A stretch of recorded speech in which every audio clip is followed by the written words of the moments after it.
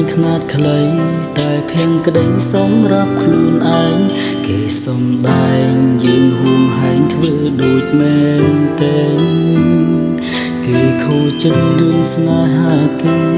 យើងទំនេរឲ្យគេខ្ចីលេងខ្ចីសំដែង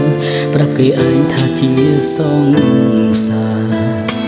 គេស្និទ្ធស្នាលខ្ញុំច្រាលបេះដូងលំភ្លេចខ្លួនដៅព្រំដែនផុតសំដែងគេក៏លែងដៃយើងតទេទោះសង្សារខ្លាញ់ខ្លាយម្នាក់នេះស្រាំតែចេះប្រច័ណ្ឌមាន